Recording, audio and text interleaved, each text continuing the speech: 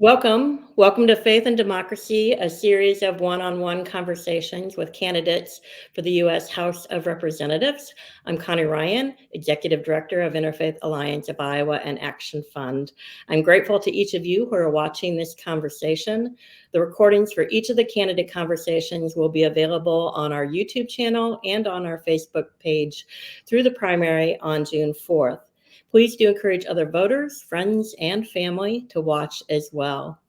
The purpose of Faith and Democracy conversations is to educate voters about the viewpoints of candidates on the broad spectrum of issues that our organization educates and advocates on every day.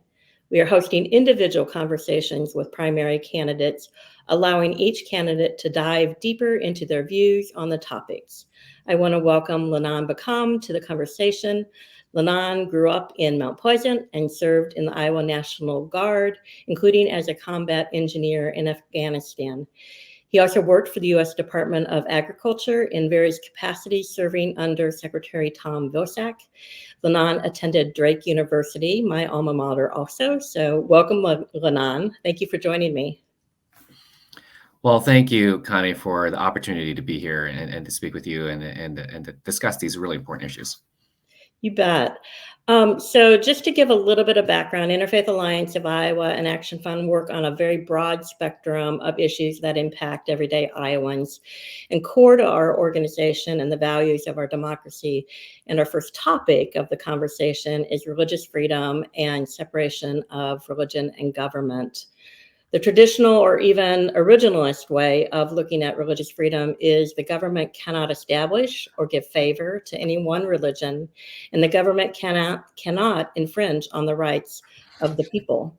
Religious extremists, however, including those who promote a Christian nationalist ideology, have manipulated that understanding to advance their political agenda, using federal and state laws, as well as the courts, to their benefit. They argue in part that religious freedom means their personal religious beliefs override the civil rights of others. So, Lanon, my question to you is, how should our nation balance the conflict between the religious rights of some and the civil rights of others? And what is the role that Congress should play in that ongoing debate? Sure, Connie, I really appreciate this question because it's so in the forefront of conversations right now. In our country, in our state, in particular here in Iowa, for what we've seen come out of this legislative session and what politicians are trying to do by using religious freedom as a way to discriminate. And it's really unfortunate that is the case. And truly here, this is personal for me. My family is Thai Dam. My parents are part of a small ethnic minority that existed in Southeast Asia. And for many generations, the Thai Dam people were politically persecuted, religiously persecuted because of their beliefs and what they and how they practiced, and to the point where they were constantly forced out of whatever homeland they were able to have at the time, all the way to the point where past the Vietnam War, many Thai Dam people had to escape across the Mekong River to a refugee camp in Thailand. That's how my family got there. And if it weren't for this country, the United States of America, the state of Iowa, and a governor who led with compassion and humanity, Governor Bob Ray, to help relocate all those refugees from Southeast Asia to Iowa, the Thai Dam people wouldn't have a homeland at this point. And the fact is, here in the United States, as you mentioned, enshrined in our Constitution, that religion should not be one religion should not be established over another. And that is the freedom that I think everyone wants in this country, is to have that. And that's why here in the state, in particular in Iowa, with a long legacy of standing up for people when it matters, it's really sad to see what's happening in the state. What we see in particular with abortion, I think that is a clear example here of folks using religious freedom as a way to push their religion on others. That's really unfortunate to see. And Zach Nunn, who, as a state senator, supported a near total abortion ban in Iowa. He's also supported other pieces of legislation that would threaten access to contraception and IVF. And even in Congress today, he refuses to stand up for even access to IVF. There's a bipartisan piece of legislation that he could sign on to, but he has not done that. He is not leading. And it's really unfortunate to see, because there are things that we can do to make sure that we prevent this type of discrimination from happening. Well, and to that point, Lanon, in Congress, there is an act that has been introduced. The Do No Harm Act was introduced to clarify the Religious Freedom Restoration Act, and commonly known as RFRA, that's how I'll refer to it, which was passed in 1993 with bipartisan support, with the goal of protecting people's individual rights to religion and the ability to choose and practice your own religion. The Do No Harm Act would add to RFRA that you can choose your beliefs and practice your religion, but you cannot cause harm to another person, as has happened as RFRA has made its way through state after state and now in the state of Iowa. You can't. The Do No Harm Act would mean that you can't take away another person's rights, including infringing on their civil rights. And so my question to you, as a member of, should you be a member of Congress, is do you think that's the role of Congress to pass such legislation? And why do you think that's necessary? Would you support such legislation? So, Connie, that's a good question. And I think what we can see here is where our civil rights legislation falls short, where it doesn't explicitly outline anti-discrimination and other components. Yes, I think there is a role here. The Equality Act is another example that we can point to as something that we can do in Congress. The Equality Act, especially as it pertains to the fact that in civil rights legislation or laws today, it doesn't explicitly protect, for folks as gender identity or sexual orientation from discrimination. And so the Equality Act would provide a consistent anti-discrimination protections for our LGBTQ community. And that's really important here, because that means there's protections on employment and education and credit, federal programs, public spaces, services, that kind of stuff. It has to get done in Congress, and there's definitely a role for Congress in this. Yes. Thank you so much. I'm going to move to reproductive health care more explicitly. And as we know, Dobbs is now the law of the land, overturning Roe in 2022.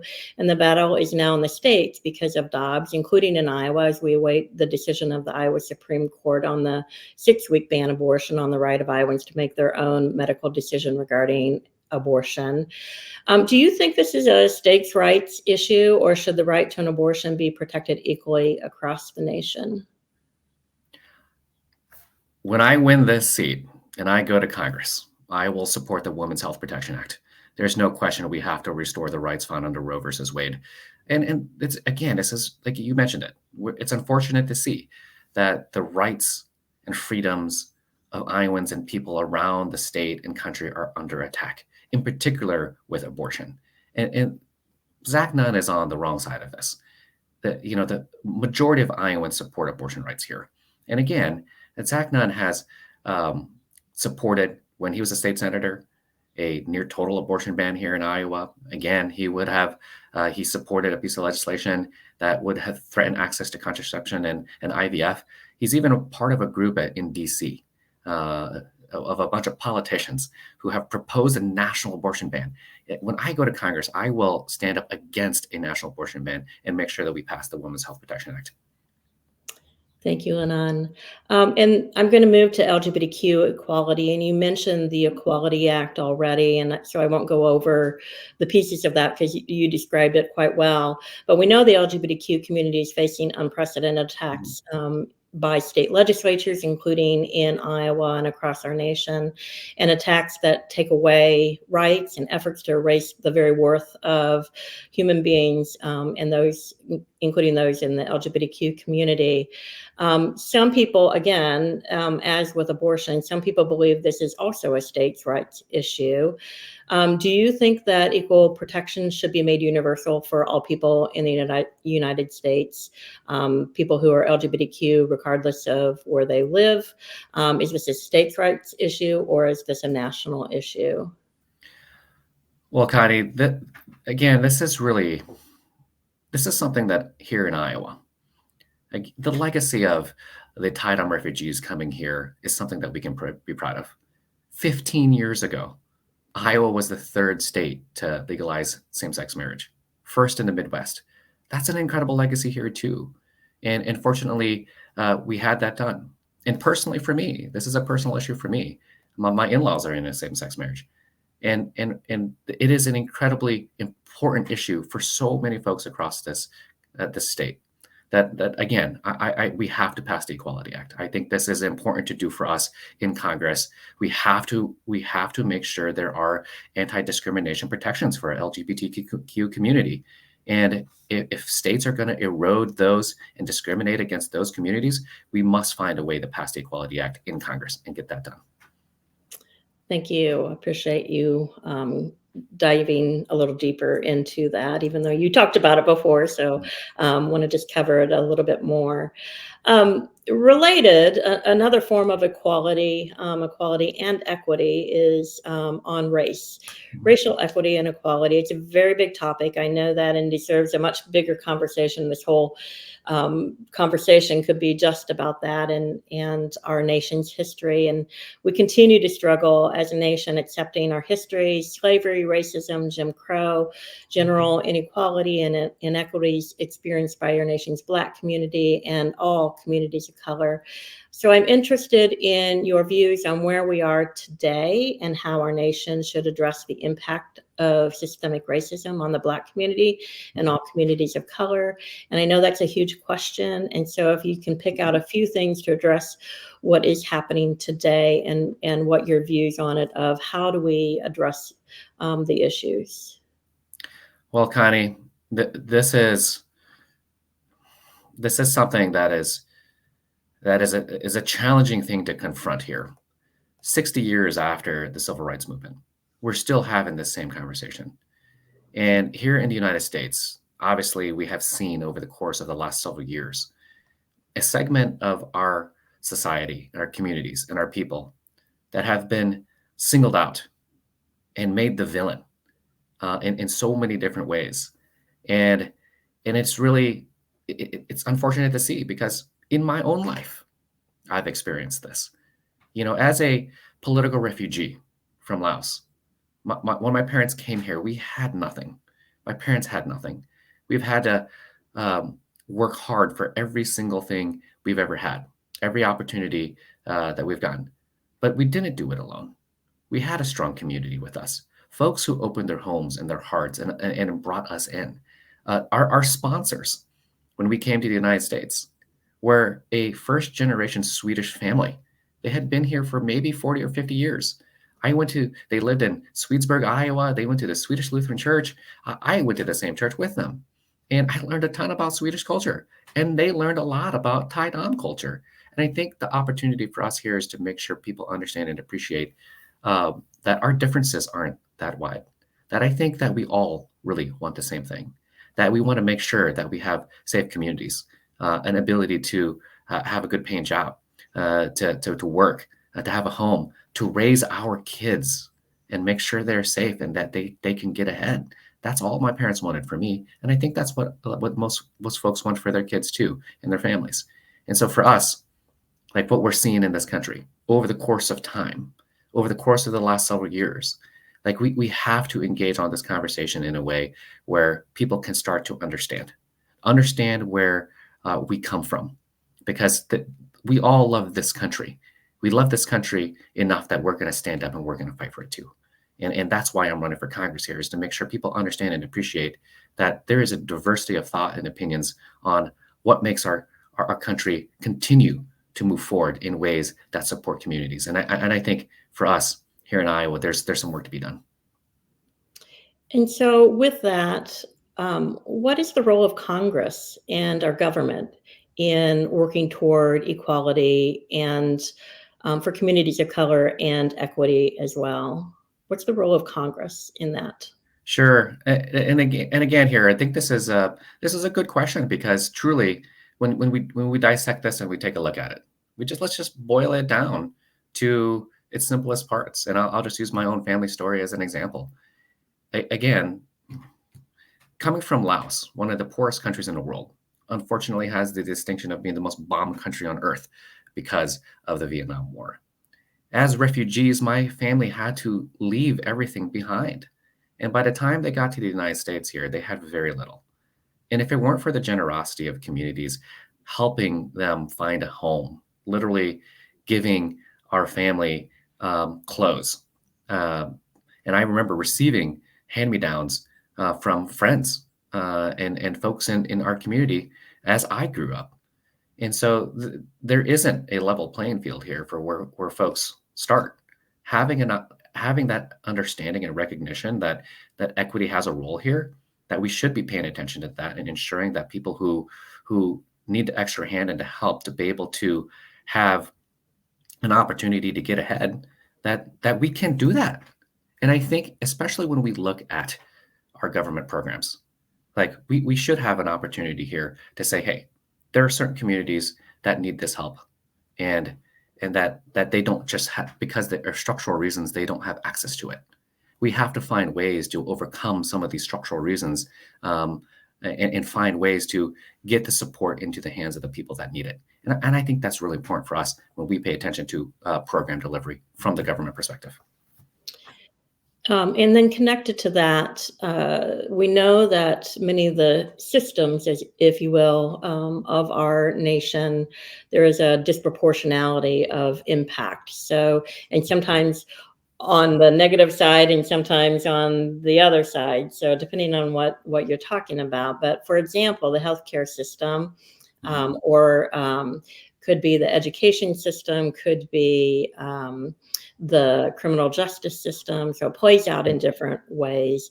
And having that disproportionality that impacts communities of color negatively in different ways. And so connected to that, if you want to pick one of those or another one that you care about, how would you address some of those disproportionalities? Sure. And Connie, and I don't know if this fits within your frame here, but I'd take a look at persistently areas of poverty. That's another one of these places where this disproportionality happens, and I think we see that. Unfortunately, even food deserts is an example here. I worked at the USDA, and nutrition programs are critically important. One of the most important things that the USDA runs, and we know that people rely on access to our nutrition programs to help make ends meet. And for the most part, these are people who are working a full-time job, or they're the elderly, or they're children. And so, like this, to me here, when we look at this, we have to find a way to close this gap, and beyond just nutrition programs at USDA, even access to food. There are places within Iowa, in the 3rd district, that are food deserts, a lot of them, for these low income areas and low access areas. And the combination of those two things really makes it harder for folks, because how do we address this? We have to find a way to bring the strength and resources of the government to be able to address some of these situations. We can find an ecosystem of programs to help lift up and support these communities. And I think that's key, because it's not just one thing we can do. We can look at a whole suite of programs that exist in order to do that. And even at my time at USDA, and I use USDA as an example here quite a bit because I was just the deputy chief of staff there. But for example, the home loan program at USDA is a clear example. For folks who live in these rural communities, want to buy their first home, can't qualify for commercial lending, the USDA may be that place where they can go in order to help them buy a home. And so even for buying a home, for getting connected to the internet, for investing in and updating the infrastructure in these communities, for deploying nutrition programs to help these folks eat, and beyond. We have a whole ecosystem of programs that we can work with here that potentially can address a lot of these issues, and hopefully we can do that in a targeted way. Great, thank you. I'm going to shift us in a very different direction and talk about gun violence prevention. Mhm. According to Brady, one of the most respected gun violence prevention organizations in our nation, I'm going to throw some statistics at you. Americans are 26 times more likely to be shot than in any other high-income country. Every day, 327 people are shot in the United States on average, and on average, 117 of them die. Every day, 23 minors are shot in the United States on average. Gun violence, we know, is very complex. 1% of all gun violence in America are mass shootings, 1%, but it gets so much of the attention. While 60% of gun deaths are suicide, 37% are homicide, which includes that 1% for mass shooting. And then the remaining 3% of gun deaths include a variety of different scenarios. Law enforcement involved shootings, unintentional shootings, and those that are undetermined. Beginning in 2020, death by gun became the #1 killer of children in the United States, surpassing car accidents. So, as a member of Congress, what would you do to curb gun violence in our country and make our communities and our children safer? Gandhi, thank you for asking this question. And obviously, this issue has touched Iowa very closely here, in central Iowa in particular. And for me, again, from my own life and my own experiences, my family growing up, as I mentioned before, we didn't have a lot. And so hunting and fishing was a really central component of our lives. Even for me, I loved fishing. My dad, and he still to this day goes out and harvests a few deer a year with his friends in order to have some protein for over the winter. And I think that for so many people, that's an important part of their life. My mom has a big garden to this day as well. I think that is key. But beyond the recreational components of this, I spent 8 years in the military. I had a rifle and I trained on it day in, day out, week after week, year after year. And when I deployed to Afghanistan in 2004, I had that thing with me everywhere I went. And I trained on it constantly. And I understood and I appreciated and I respected the power of that weapon and what it can do. And to me, I think that's really, really, really important to make sure that we have folks who understand and appreciate the power of these rifles and these weapons, that folks are responsible with them. But I, like the vast majority of Americans, like I fully support violent history checks. We should be doing that, because the violent history checks are going to be key for us to be able to catch folks who shouldn't have one of these weapons. We should have red flag laws. We should prevent people from getting weapons that have a background in domestic abuse or violent histories. I mean, that seems like a no-brainer to me. And I think those couple things there can help us get to the point where we can have safer communities. Thank you. I appreciate that, and appreciate your connection to the issue and background, and sharing that information. I'm going to shift us again one more time to public education. I want to talk a bit about public education, but specifically pre-K to 12. In Iowa, we have, in my opinion, amazing public schools with teachers, staff, and administrators who work really hard to ensure every student who walks in their doors receives a quality education and their specific needs are met. Public schools, teachers, staff, administrators, and school boards are under attack by the extreme right wing of our nation and state. School districts across Iowa are struggling with insufficient funding that is not meeting the needs of students or schools. Mhm.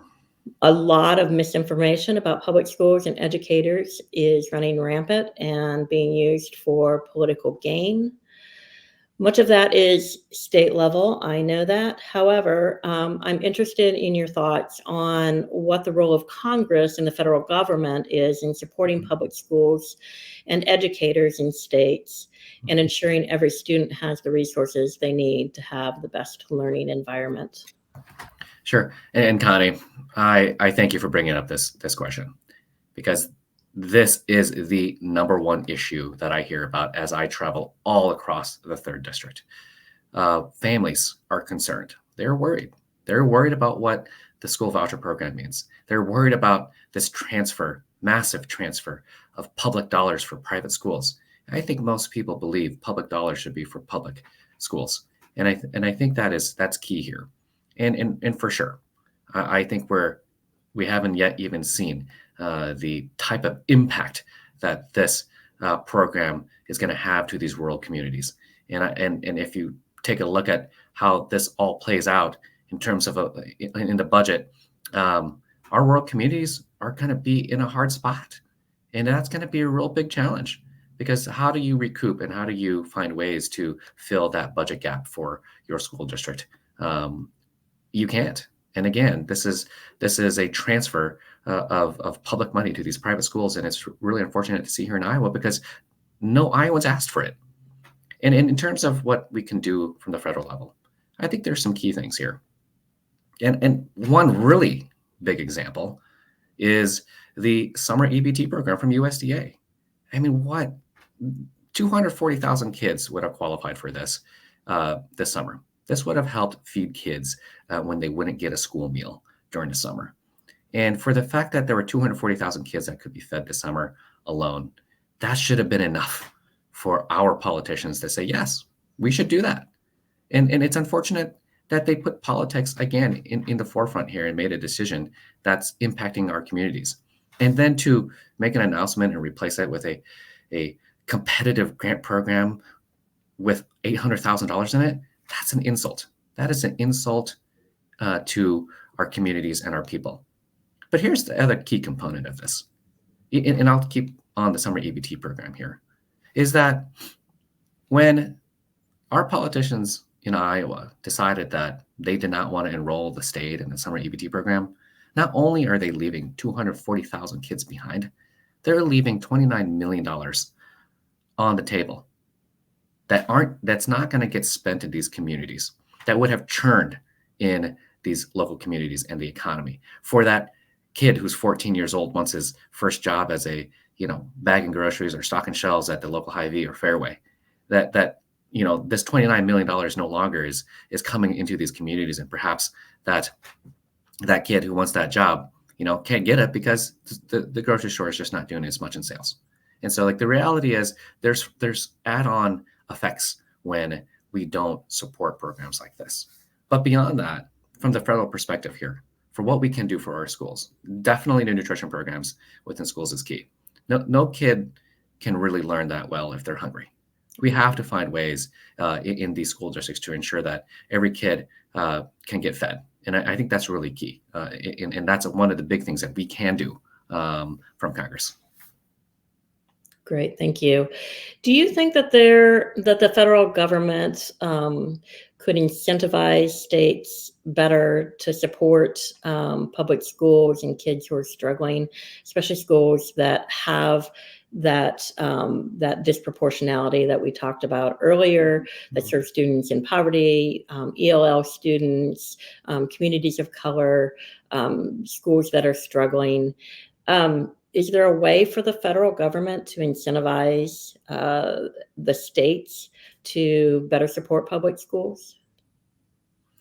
Well, Connie, I think that depending on the folks who are in government and administering it, if they care about the schools, then I think that will be a priority. And I think we see that. I think we see in a lot of key programs, especially the ones that are going to address the issues that you're talking about, there are specific set-asides already that exist within the programs to ensure that the money gets to some of these communities that need it the most. That already happens, which is good.